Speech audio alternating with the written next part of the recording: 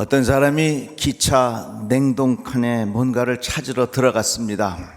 그런데 들어간 사이에 문이 닫혀버린 겁니다. 얼른 빠져나오려고 아무리 애를 써도 문이 열리지 않습니다. 두드려 보아도 밖에서 사람들이 듣지를 못합니다. 스스로 생각합니다. 야, 난 이제 죽었구나. 난 도저히 살 수가 없구나. 그렇게 하면서 스스로 자기의 죽어가는 그 생각들을 벽에다가 쓰기 시작했습니다. 마지막 가서는 나의 몸이 차가워지고 더 이상 견딜 수 없다. 이제 몸이 얼어붙고 있다. 마음의 죽음의 그림자가 나를 덮쳐오고 있다. 이러한 유서를 써놓고 사람이 죽었습니다. 얼마 후에 사람이 문을 열고 들어가는데 사람이 이미 죽었는데 그 냉동칸은 전혀 냉동이 작동되지 않았습니다. 사람이 살 수 있는 그냥 평범한 온도였습니다. 산소도 부족하지 않았습니다. 그러나 그가 죽었습니다. 왜 죽었습니까? 생각이 사람을 죽인 겁니다.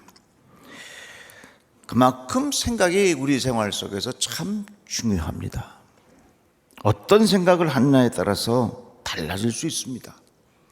똑같은 뽕잎을 먹어도 누에가 먹으면 그것이 비단이 되어서 나오지만 독사가 먹으면 독이 되어 나옵니다.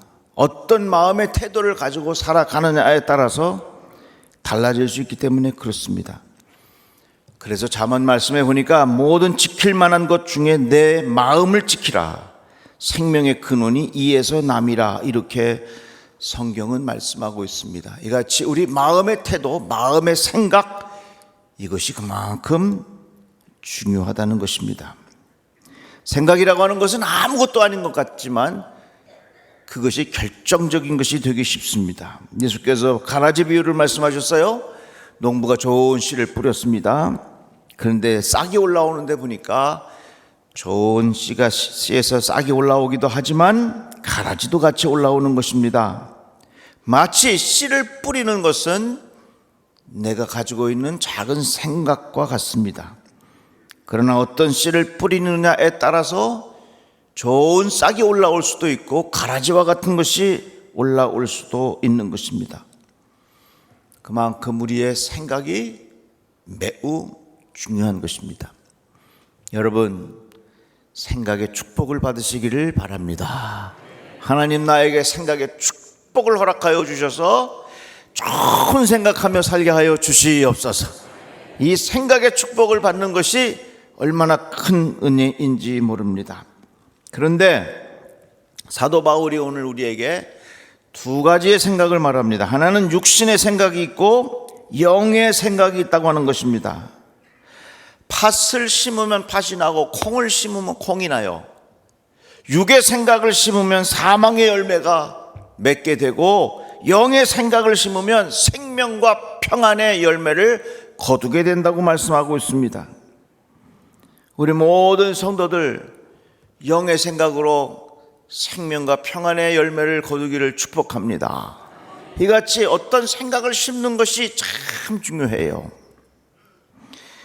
그러면 육신의 생각이 뭐냐, 영의 생각이 뭐냐, 이것을 깨닫게 되면 우리의 삶의 영적인 생활에 큰 도움이 되겠지요. 7절 말씀에 보니까 육신의 생각은 하나님과 원수가 되나니, 육신의 생각은 하나님과 원수가 된다는 말입니다.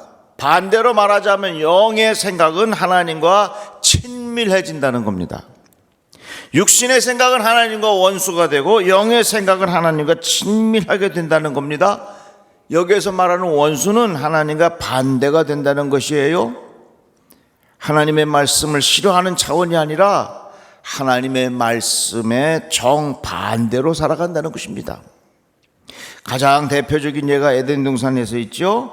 하나님께서 아담과 하와에게 선악과 먹으면 죽는다 그랬는데 뱀이 꼬드깁니다.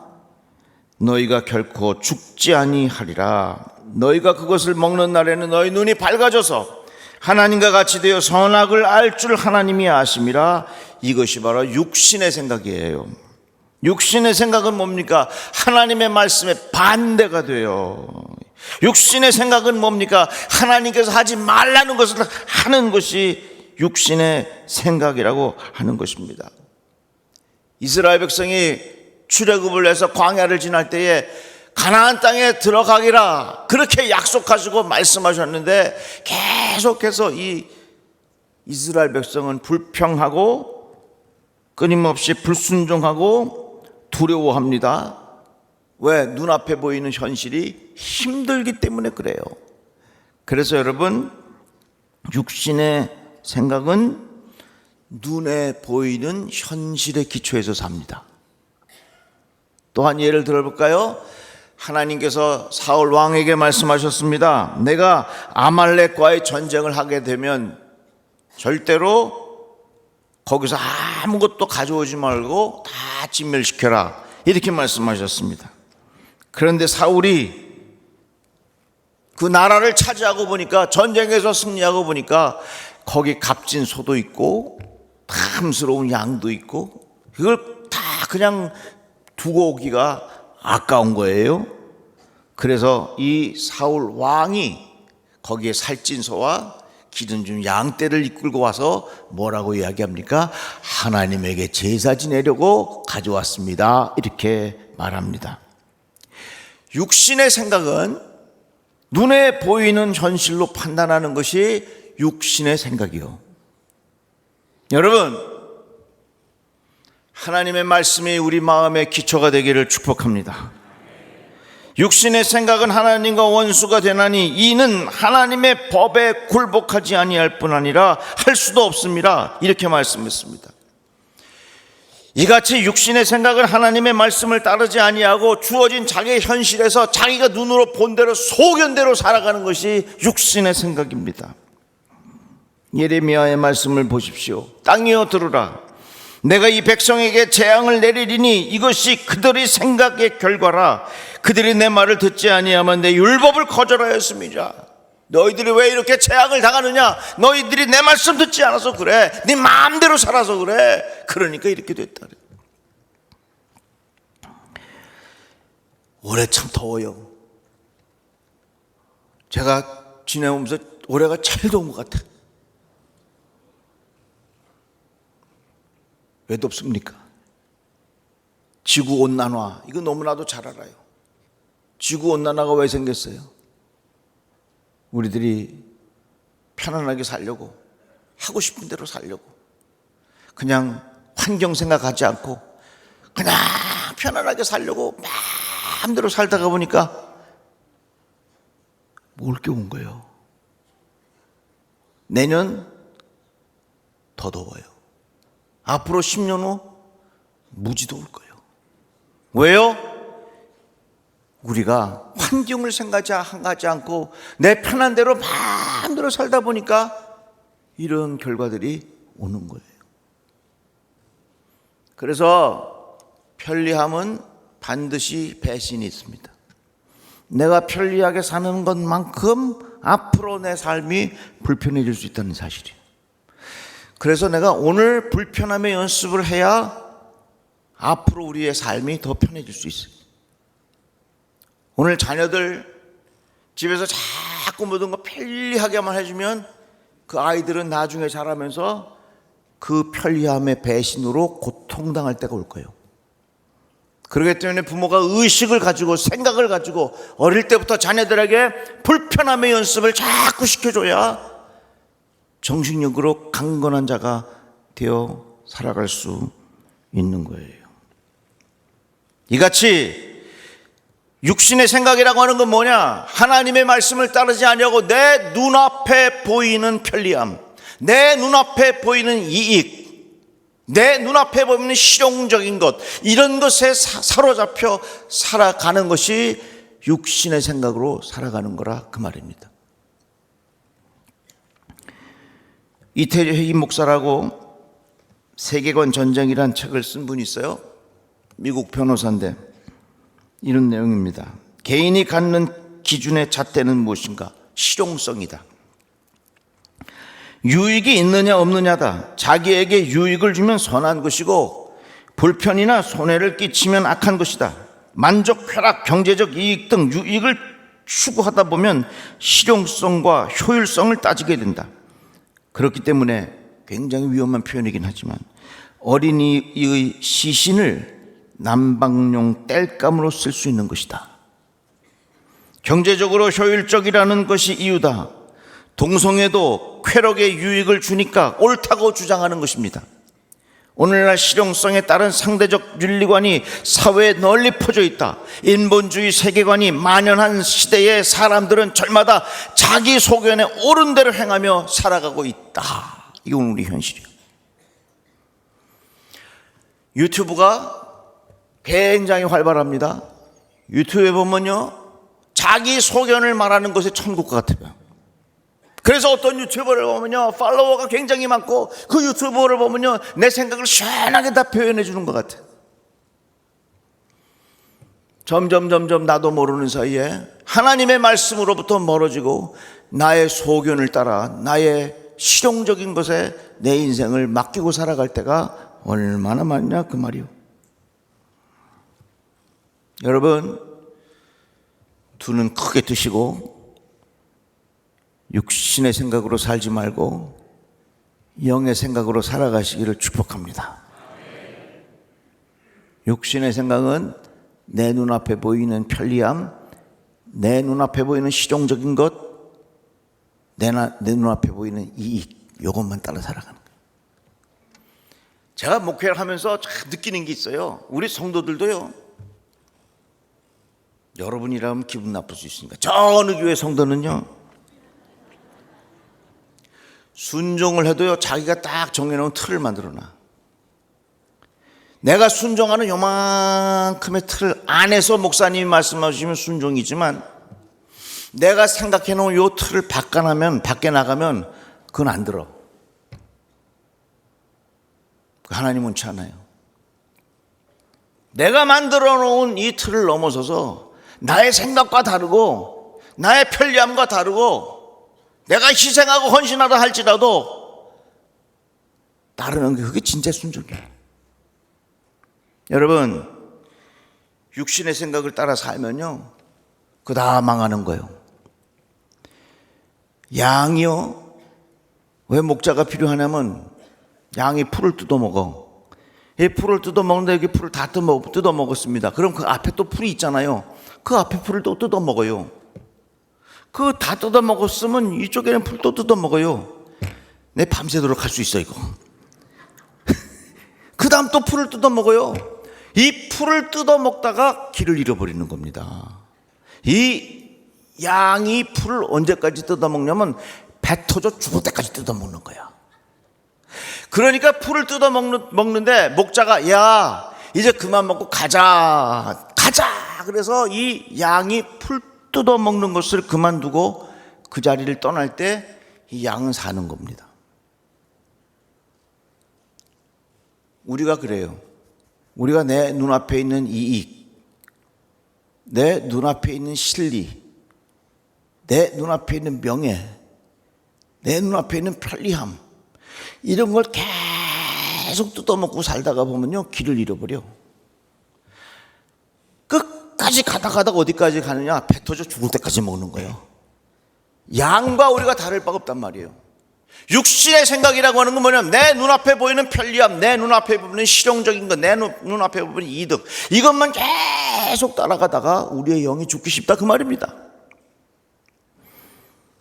여러분, 주의 음성을 들으시고 다 같이 아멘. 하나님의 말씀을 따라가는 영의 생각의 사람이 되시기를 바랍니다. 시사 용어 중에 뇌피셜이라는 말이 있어요. 뇌라는 말은 머리고 피셜이라는 말은 뭐냐면 오피셜, 공식적이다 그런 의미입니다. 그래서 이 두 말을 합해갖고 뇌피셜이라는 말을 쓰는데 자기가 개인적으로 생각하는 자기의 소견을 오피셜, 아주 공식적인 것으로 자기 스스로 합리화시키는 거예요. 이걸 소위 뇌피셜이라 그래요. 사사기에 보면 자기의 소견대로 살았다 그랬는데 이 소견이라고 하는 것을 오늘날 용어로 바꾸자면 그 뇌피셜이에요. 내가 가지고 있는 개인적인 생각을 마치 공식적인 것처럼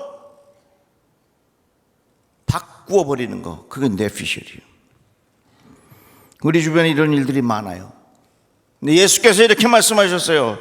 하나님의 뜻을 따르려는 사람은 누구든지 이 가르침이 하나님에게서 난 것인지 아니면 내 마음대로 생각하는 것인지를 알아야 한다, 이렇게 했어요. 사사시대를 요약하면 각자가 자기의 소견대로 옳은 대로 살았습니다. 그 결과가 어떻게 되는 겁니까? 다 하나님 떠나는 거예요. 시편 말씀에 보면 여호와께서는 사람의 생각이 험함을 아시느니라, 성경은 이렇게 말씀하고 있습니다. 우리 모든 성도들 내 마음대로 살지 말고 예수 따라 살아가시기를 축복합니다. 어디 뭐 있나 기웃기웃거리지 말아요. 그게 시간 낭비요. 예수에게 집중하고 살아가세요. 어디 가면 뭐가 있나 생각하지 마세요. 시간 낭비요. 예수에게 집중하고 살자, 그 말입니다. 너희는 이 세대를 본받지 말고 오직 마음을 새롭게 함으로 변화를 받아 하나님의 선하시고 기뻐하시고 온전하신 뜻이 무엇인지 분별하도록 하라. 성경을 이렇게 말씀하고 있습니다. 이 시대에 너무나도 많은 사람들이 자기 눈앞에 보이는 이득만 보고 살아요. 그것이 단 것이면 얼른 쫓아가고 쓴 것이면 안 가고. 이거 건강한 거 아니에요. 육신의 생각은 사망으로 결론을 맺게 되는 겁니다. 예수를 오래 믿어도 예수 믿는 게 별 재미가 없어. 이야, 이게 진짜 예수 믿는 게 뭐 정말 예수 믿는 게 필요한 것인지. 그건 왜 그러냐면요, 내 삶의 변화가 일어나지 않으면 예수를 10년 20년 믿어도 재미가 별로 없어. 그러나 내 삶 속에 예수를 통해서 주시는 마음의 감동이 있고 그것을 통해서 내 생활 속에 구체적인 삶의 변화가 일어날 때 길이 여기구나, 이렇게 깨닫는 거예요. 여러분, 육의 사람들 되지 말고 영의 사람들 되시기를 주님의 이름으로 축복합니다. 그래서 나의 짧은 소견으로 판단하지 마시고 하나님께서 나에게 무엇을 요청하시는가 하는 하나님의 마음의 귀를 기울이며 살아가시기를 주님의 이름으로 축복합니다.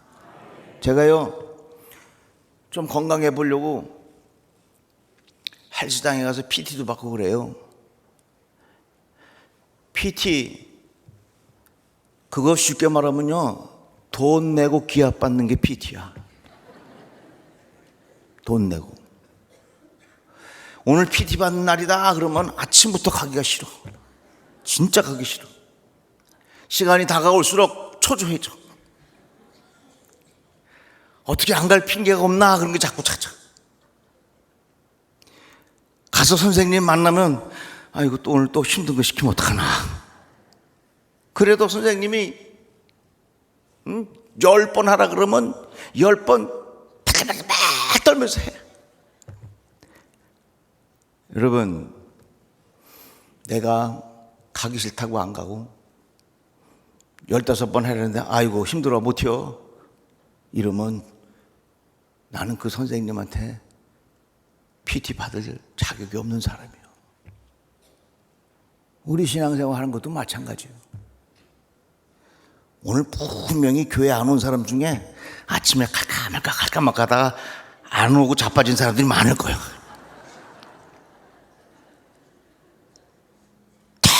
자꾸 내 자신을 이렇게 세워가지고 하나님의 말씀으로 자꾸 가까이 가고 하나님의 말씀이 내 삶의 기초가 되도록 해서 그렇게 살고 그런 마음의 태도를 가지고 살아야 그 영의 생각의 결과가 생명과 평안이니라 그랬습니다.